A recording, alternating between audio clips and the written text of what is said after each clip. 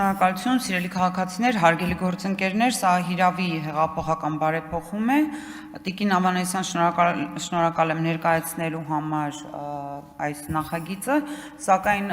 ցավում եմ, որ այս ժամանակս պիտի ավելի շատ անցկացնեմ հարցեր տալու վրա, որովհետև հարցերի ժամանակը սպառվել էր։ Եվ հարցերս հետևյալն են։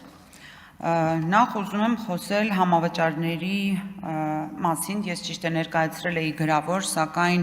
եւս մեկ անգամ ուզում եմ համավճարների մասով իմ հարցադրումն անել։ Այստեղ իմ հարցին, թե ինչու համավճարների մասով կա սահմանափակում, օրինակ ծառայությունների, հղում է արվում, որ եթե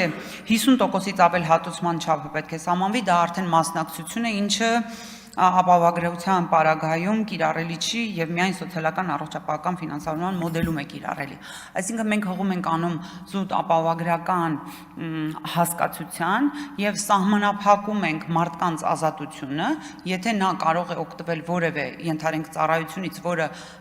արժե ավելի 50%-ից ավելին, քան նախատեսում է հիմնադրամը այդ ծառայության համար, հետևաբար իրեն փոխհատուցում ընդհանրապես չի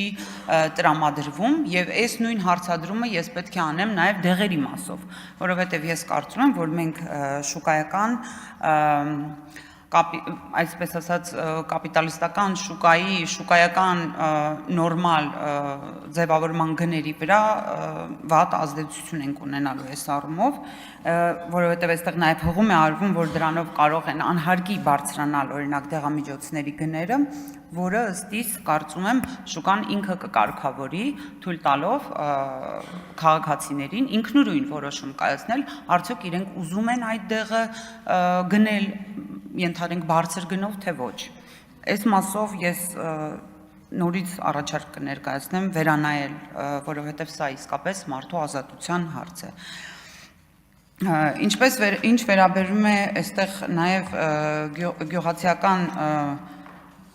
գործունեությամբ զբաղվող մարդկանց սահմանմանը, այստեղ հարցադրումը հնչել էր, ճիշտ է, պատասխան կա, որ սահմանումը կա եւ սահմանված է, բայց հարցից հետեւյալն է, կա արդյոք օրինակ, որտեղ են այս մարդիկ գրանցված որպես գյուղացիական գործունեությամբ զբաղվող անձինք եւ ինչպես ենք մենք իդենտիֆիկացնելու այս մարդկանց։ Եւ բնականաբար նաև չեմ կարող չանդրադառնալ բյուջեում ներկայացմանը, առողջապահության այս հիմնադրամի տարեկան ծախսերի բյուջեում ներկայացնելու հարցին, որովհետև ինչպես հանձնաժողովի նախագահը ներկայացրեց, այն ներկայացվելու է բյուջեի նախագծում ամեն տարի եւ հետո քննարկվելու է կատարողականի ընթացքում, այսինքն բյուջեի կատարողականի քննարկումների ժամանակ, ես կուզենայի իմանալ ինչ ձևաչափով է ներկայացվելու, արդյոք այն ներկայացվելու է մեկ տողով, թե ամբողջությամբ բացվածքով հաշվի առնելով, թե որքան են եղել բուժառուները, ինչ հիվանդությունների համար են վճարվել բուժումները, ինչքան է նախատեսվում հաջորդ տարվա համար եւ բոլոր մանրամասները, որոնք անհրաժեշտ է ֆինանսական վերահսկողություն իրականացնելու պարագայում ունենալ։ Եվ եւս մեկ հարց Տիկին Ավանեսյան վերաբերում է այն վարչական, այսինքն պահպանման ծախսերին հիմնադրամի, որոնք մինչև 2% է նախատեսված, ես կուզենայի նաև ունենալ այդ բացվածքը եւ հիմնավորումը, որովհետեւ հիմնադրամի բյուջեն ահռելի է եւ այստեղ հաշվետվողականության եւ թափանցիկության կարիք կա, որպեսզի մեր քաղաքացիները իմանան, թե ուր են գնալու այդ միջոցները եւ ինքս էլ ուզում եմ ողջունել այս բարեփոխումը, որովհետեւ կարծում եմ, որ բարեփոխումը առնվազն անհրաժեշտ է, որպեսզի մեր